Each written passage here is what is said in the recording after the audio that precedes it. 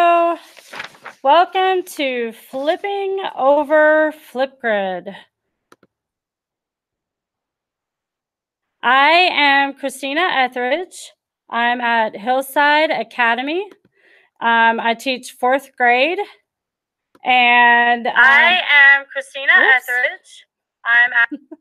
And I have a Chromebook laptop cart lab available. And my moderator for today is Stacy McGough, and she also teaches 4th grade. She's one-to-one Chromebooks. I'm going to be showing you some things about Flipgrid if you've never used it before. This will be hopefully something that you'll be excited about like I am, and you'll want to try it in your classroom. If you've used Flipgrid before and you just kind of stumbled onto this webinar, I hope maybe you'll find some interesting information, maybe some ideas you haven't tried yet. If you are joining us live today, if you want to, in the comments, if you have any great ideas you want to add, I'll make sure that I put them in ideas to share with everyone. The cycle skills focus for Flipgrid is formative assessment and student creation. It kind of goes with cycle 2 and 3 because Flipgrid covers a whole wealth of topics. Flipgrid is a video platform. It's easy to use. This is kind of, like I said, a basic user guide. If you're a Flipgrid expert, hang out for ideas or chime in with your own ideas in the chat. This webinar, it can help you as a teacher and your students to use their voices and be heard in connections all over the world. You can use Flipgrid to just be small within your classroom, and there are even opportunities for you to branch out globally. All right, if ISTE standards, this webinar would align with the empowered learner. Students take on an active role in choosing, achieving, and demonstrating learning goals. This is definitely a place where students can use their voice to be heard. I find that it's a really good website for students, especially your more shy ones that might not want to talk in front of their peers. They can have their voice heard by everybody, whether it's in front of the class or whether it's just one-to-one. If you are a pen pal fan, I'm going to show you something at the end where Flipgrid can even be used kind of like the old letter writing pen pals. Now we've got kind of like a video pen pal, and we'll talk about that at the end. Okay, so Flipgrid is a website. It's also an app. Flipgrid says it's where social learning happens. It's a leading video discussion platform for millions of pre-K all the way up to PhD educators, students, and families. They cover over 180 countries. So we're going to look mainly just at the website today, the app. Especially if you have younger students, it's a little bit easier to use as far as things to click on and go.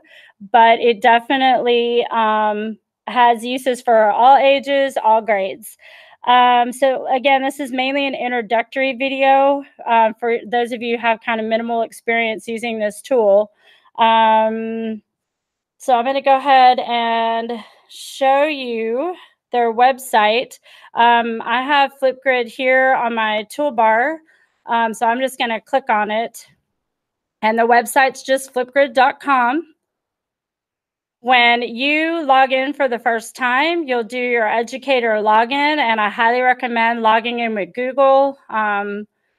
As it says here, make sure you're logging in as an educator, not a student. When you set up your Flipgrid account, and Flipgrid, by the way, I should have mentioned at the beginning, is free. The whole entire website is free for everyone. As a matter of fact, it was just a couple of months ago. If you follow Flipgrid on Twitter, you can kind of keep up with what other educators are doing with Flipgrid in the classroom. And they put out a statement saying that Flipgrid, the complete website, would be free for educators forever as far as they're concerned. So hopefully that stays true, because there's so much to use and so much to do on here. So when you log in for the first time, you're going to log in as an educator. When students log in, they'd log in as a student. The easiest way to have students log in is through their Garland ISD Google account, because it'll take them straight into your topics. Flipgrid does work with Google Classroom. So if you are a Google Classroom user, as I am, and probably most of us are, then it will log you right in just like that, students as well. So when you get on to Flipgrid, a few things to notice. At the top, you should see your name. And then you've got different options. You can look at the activity on your grid. It's kind of cool because you can actually see how many grids you've created, how many topics you've created, and I'll show you the difference in a minute. How many videos were created by the people who are part of your Flipgrid, how many people have been on this week, how many times it's been viewed. Students can look at some of these things on their topics that they have access to, and they get really excited when they can see how many people have watched their videos and things like that. My Grids is going to be kind of like your homepage, so this is going to show you everything that you need to know about what you have stored. Right now I have 4 grids, and I'll explain that in just a minute how that works. Mixtapes is something I actually personally have not tried yet, just because there's so much you could do with Flipgrid, and that's out there to try, and there's just not enough time in the day. But basically, a mixtape is where you can show off topics that have already been done. They have something called a disco library. This is where you can go and see topics by all kinds of other people that they're sharing with others. So this is where that world connection comes in, because you can, this is one of the places you can go and connect with people from all over the place. And then the last is this Grid Pals, and I'll come back to all of these in a little more detail later, but this Grid Pals is, again, one of those things where you can go, and as you can see, all the plus signs represent people all over in just this small area that are using Flipgrid currently and would love to connect with other teachers. So I'm going to go back to my grids, and I want to point out a few things. This is kind of like your home page. So on this, we've got my grids. I love that Flipgrid kind of gives you a really user-friendly guide on every page, because right here at the top, it tells you a grid is your classroom or community of learners. Grids have topics, and topics have responses. So this kind of gives you a basic rundown of what you're going to find in this section. So if I click on mixtapes, it tells me what a mixtape is. If I click on disco library, it tells me what all is in the disco library.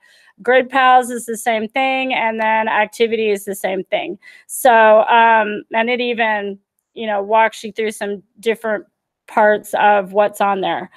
So, like I said, Flipgrid tries to make it super user-friendly.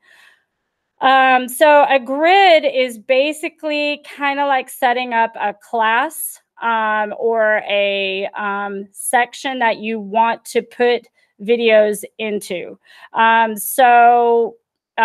When you set up a grid, you basically, you can set it up all kinds of ways. Like if you look, I have one that's 4th grade favorite books. So this is one I use for all of 4th grade. I have one code that I share with our other 4th grade teachers, and all of the kids have access to it. This is one that we share with 4th grade, and the grid was just thankfulness. It's a topic. I could put more topics on it, and I'll show you that in a minute. I have one set up for a homeroom class, so we could put topics just in that homeroom. And then I have another one that I called Etheridge 4th grade, and I'm going to take you into this one. When you actually, I'm going to go back. I'm going to take you into this one because this is our most recent one. So when you set up a grid, what it does is it gives you a platform to place all kinds of topics for your students to respond in. So if you were using Flipgrid, let's say every day, because you had a topic you want your students to talk about as soon as they get to school or at the end of the day to share their learning, you're going to potentially have lots and lots and lots of videos and lots of topics and things like that. And so this kind of gives you a way to organize them. So if I go back to my grids. I only have 4 right now because these are the main ones that I'm using. But what I could also do is I could have a grid for class 1 and a grid for class 2 and a grid for class 3 and so forth and so on. I could have a grid for if you teach different subjects. I could have a science grid and a social studies grid and a math grid and things like that. Lots of different possibilities. So this is just one way of helping you organize. So when I go into my actual grid, what comes standard with Flipgrid is they automatically give you 2 videos that you can keep and let your students try it, or you can make them what's called inactive. So every Flipgrid comes with this introductions. And if you open it up, it's basically just a place where all of the people that are involved in the grid can get on and say hi and introduce themselves. It's 90 seconds or less. This one tells you introduce yourself and share something that makes you smile. So I actually took this grid and I made it inactive because I don't want to use it right now. So when you post a video, a topic, and you want your kids to start recording, you've got 3 choices. You can make it active, frozen, or inactive. Inactive just means the kids aren't going to see it, or the people who are getting onto your topic are not going to see it. If it's green and it's active, that means they're using it right now. These 2 are considered scheduled because I actually had a calendar window of when the grid can be completed. When the due date is up, like we're doing some grids on our favorite books in the 3rd 6 weeks. Then when we've completed this, the grid will go and they won't be able to record. Well, they'll be able to record, but it'll show up as like a late record. And that's just something that I will see. This ideas is also included in every topic that you create or every grid that you create.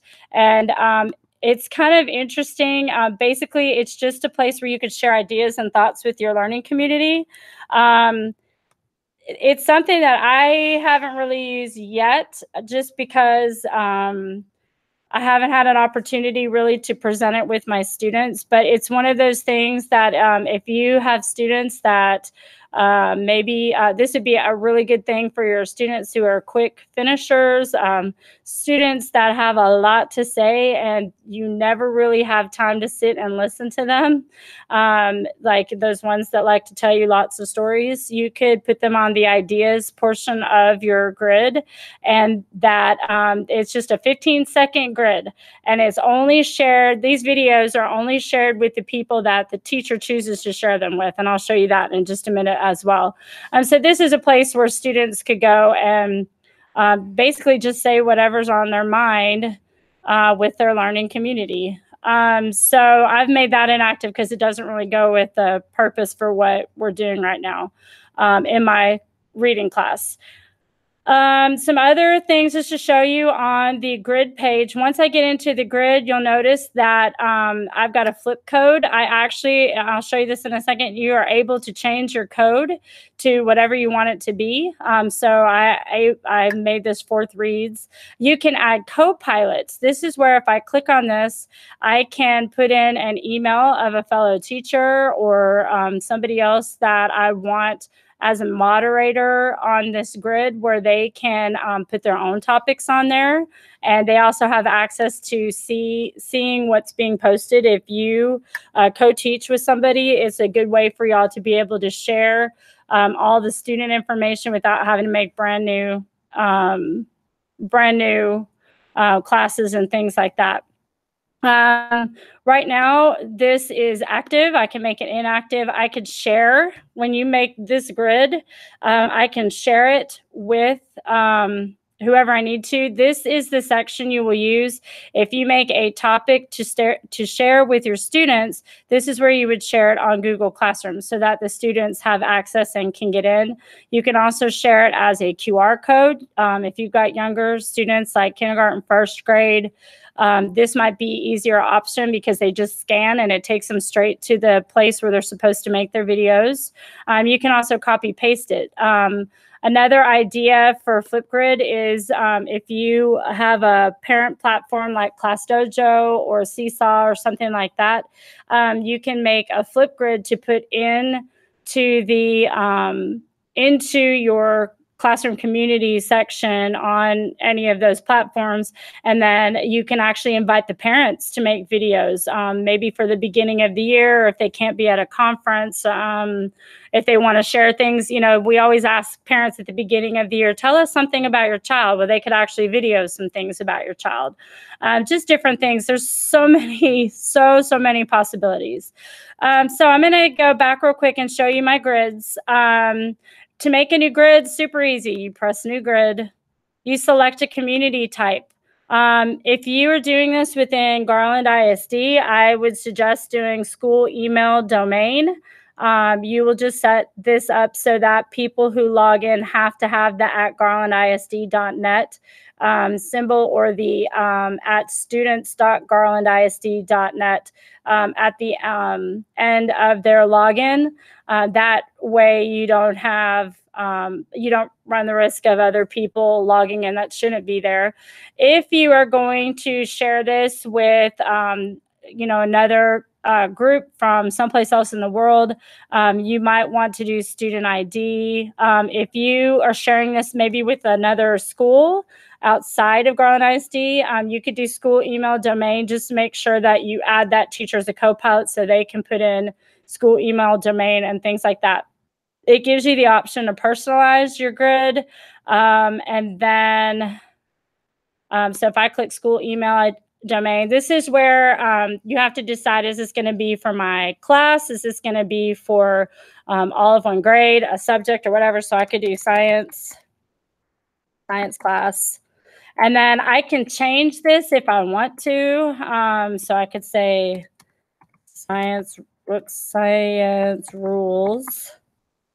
And it's not available. So some are going to be kind of popular. So I could change that to fourth science.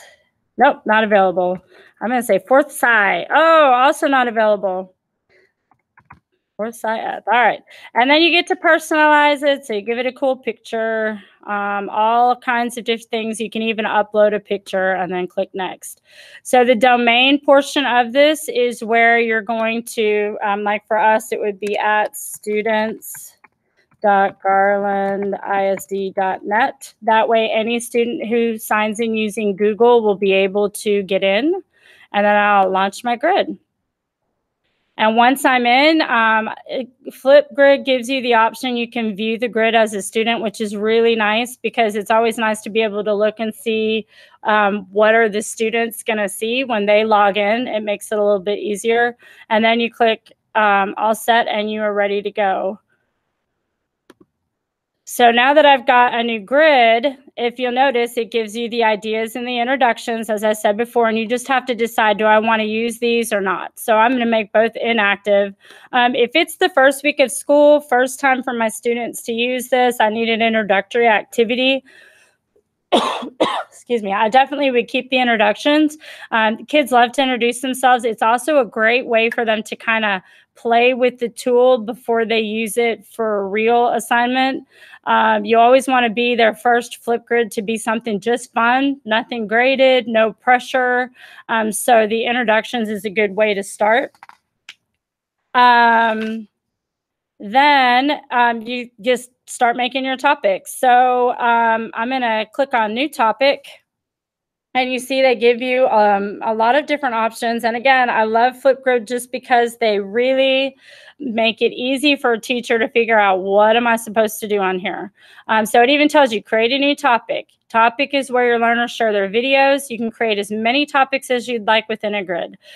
You could literally do a question every single day when your kids walk in as an introductory activity. What do you know about we're working on circuits in 4th grade right now. So what do you already know about a circuit? I can have them record that when we start a unit. When we're wrapping something up, this is a good way to do a closing activity. You know, you could have the topic, you know, depending on how specific you want it, tell us what what things do I have to have a complete circuit, or whatever you come up with. I've had some teachers for math problems explain how you would solve this problem. And just so many things. I've got favorite books. My students are telling each other about their favorite books. What should I check out next from the library and why? So there's so many opportunities, and the grids can be short and they can be long. So it's going to ask you to come up with a title. So just because I'm thinking about it, I'll type in circuits. So that's the title for now. And then you'll notice your video response time, and you can change that. Maybe I want it to be really super short, like an introductory kind of video. Maybe I want them to have more like 5 minutes. Like they could even do a demonstration of their learning. If you've got access to a Chromebook or an iPad with a camera, they can actually show what it is that they're learning as they're explaining. Then you've got topic tip. This is where you are going to give your students extra information because they will see this at the top of the grid. That just reminds them what to do. So I might say, don't forget to show your label drawing. Okay. Topic display date. This is telling you when your topic started. And then down here is where you actually tell the students what you want them to do. Explain how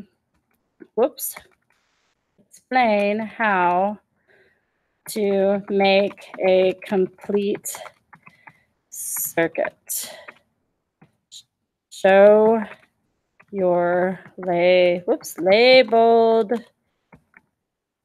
LED drawing. Okay. You can see you can have up to 500 characters max. So you can give quite a few directions on here. So this is just the basics. These are the things that are required. This is optional. And then as you go down, this is where you get into who do you want to see this video.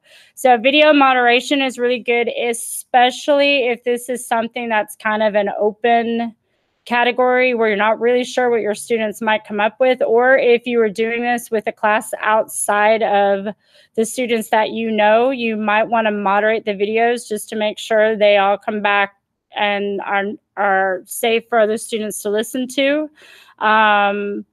Flipgrid, monitors everything, but at the same time, sometimes it's better to moderate the video just to be on the safe side. Grid community type right now, I'm school email domain, but if I decide to change this because I want to share it with somebody else, then I can change it. Topic status, this is where you select, do you want it active, frozen, or inactive? And I'll make it active for right now. This is where you assign a freeze date. If you want them to only have a limited amount of time to record and then the grid stops, this is where you will put this.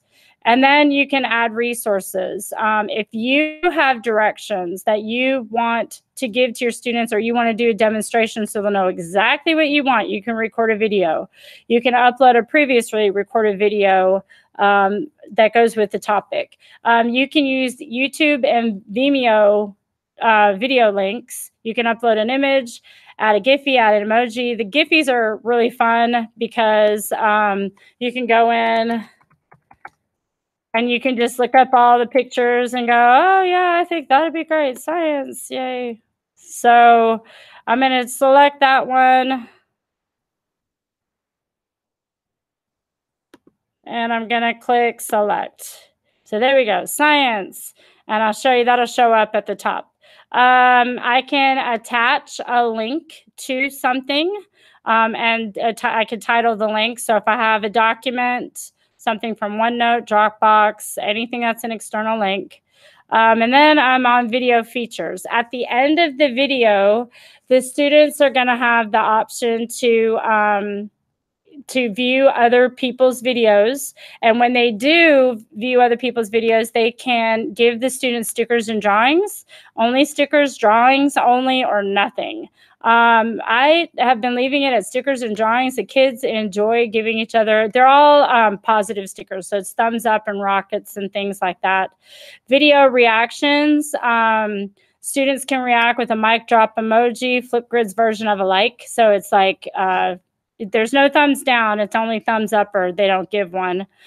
You can have your students see how many times their videos got viewed, but you can also turn it off if you want to, depending on how relevant you think that is for your students.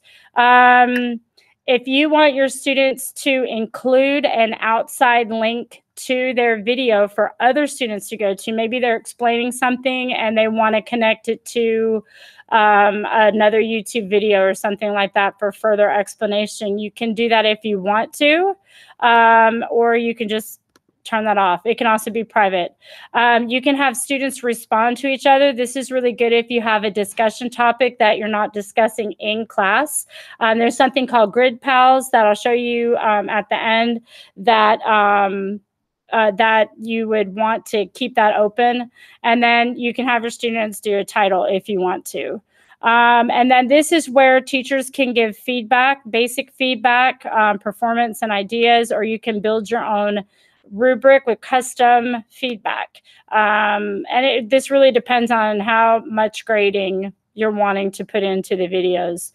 And then you just click create topic, and here it is. I can copy paste these. Here's a direct link. I click got it.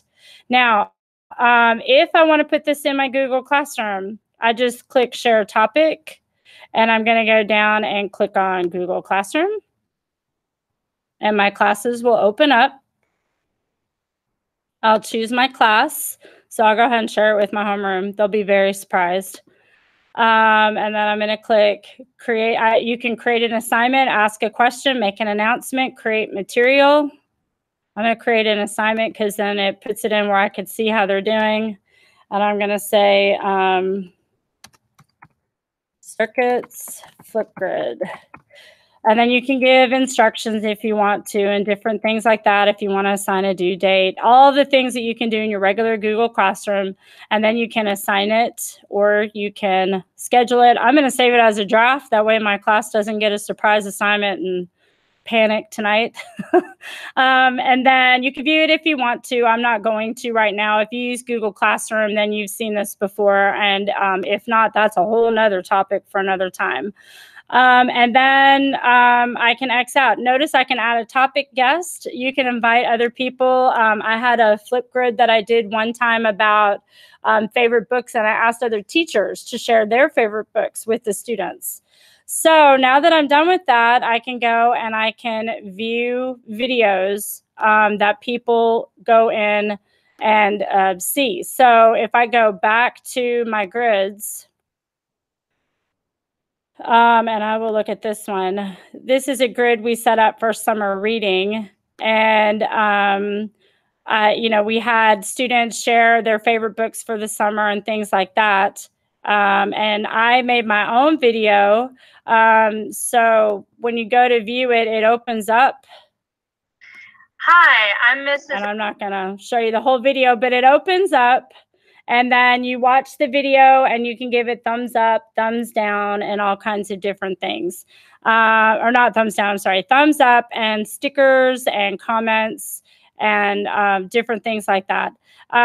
With Flipgrid, the best suggestion I can give you is just to give it a try. Make one, have your students get on and try out some of the topics, especially just the easy introduce yourself topic. You can go onto the grid and make a grid and then just go in and let them do some introductions. And then the next couple of videos that you do, try doing some to maybe not take a grade for, but just to see where they can go with it as far as discussion and things like that.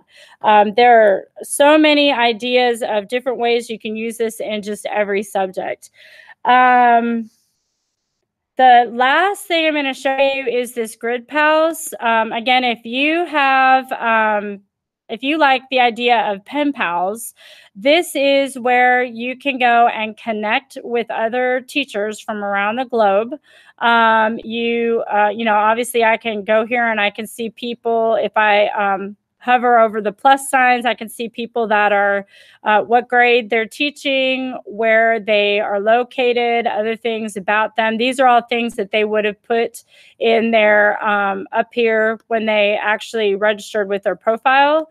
And then if you go on Flipgrid and you just want to investigate a little bit with the Grid Pals, there's this Grid Pals guide that Bonnie McClellan has very graciously made and given to Flipgrid. And it kind of walks you through the whole Pen Pal idea, how Grid Pals works, where the kids will, videotape stories about them and then share it with other students. So it's all of the step-by-step directions on how to make a match and share with students from around the whole world. This is really great way to connect with people not in the United States just because of time zone. It's really difficult to connect with somebody that's maybe in Australia because they're in a completely different time zone than we are, and the time zones never match up to our time zone as far as a normal school day. So you can come up with a topic of things you want to share with other people, try to connect with somebody in a different location, and you can be Grid Pals. The guide is there to kind of help you get started, but where you and another teacher take this is completely up to you. Just as pen pals or sharing topics, a lot of teachers have used Flipgrid to share if they're reading the same novels, to do maybe novel studies with partners in different areas of the country. You could even do Flipgrid to share with other teachers, even at your own school. You can have older kids be Flipgrid buddies with younger kids, or vice versa. Kind of the same idea as having a reading buddy or things like that. There are a lot of different options for you. Okay, are there any questions as I wrap up Flipgrid? Again, Flipgrid is one of those places they have just put everything on there for you. And the best thing I can tell you is just to get on there, make one, and let your students give it a try. They will love it, and you will really be surprised at the discussion that you get from kids that don't always seem to have a voice, how much they have that they can talk to you and share with you about the things that they know when there's not pressure in front of the rest of the class. So I'm going to take a couple minutes. If you have any questions, make sure you're in the chat room asking questions, and then we'll give you the code to get the credit for this at the end, the Google code.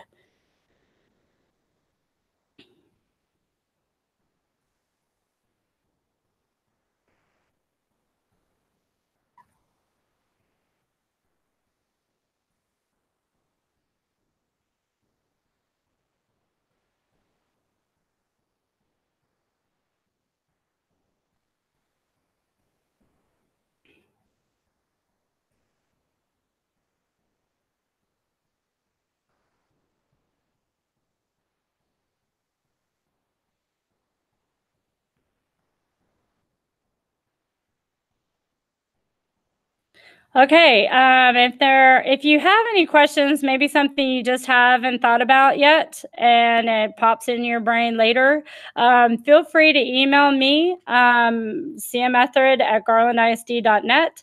You can also email my moderator, Stacey McGough. We are also both on Twitter. We'd love for you to follow us, and we'd love to follow you.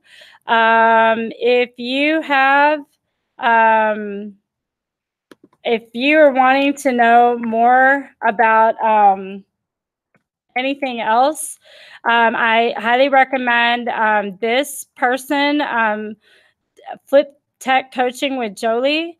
There's a tiny URL here that you can go to, and it's going to link you to this poster, Ideas for Integrating with Flipgrid. So we've got math ideas and reading ideas. You can conduct interviews. There's art, music, science ideas, social studies, writing ideas. And again, this is all on her website, Flip Tech Coaching with Jolie. And this is the tiny URL. If there aren't any other questions, Stacy has added the code link to the webinar, and just make sure you click it and make sure that you answer the questions so you can get credit for watching this video. Thank you. If you try to watch my video last week and it didn't work out, thank you for coming back this week. Hopefully I've given you some good information. And I think that is everything. So thank you for sticking with me. I hope you try out Flipgrid. I think you will like it if you've never used it before. And if you like it, definitely tell somebody else about it. They will be happy that you did, because it's too much of a great teaching tool to not share. Thanks for watching.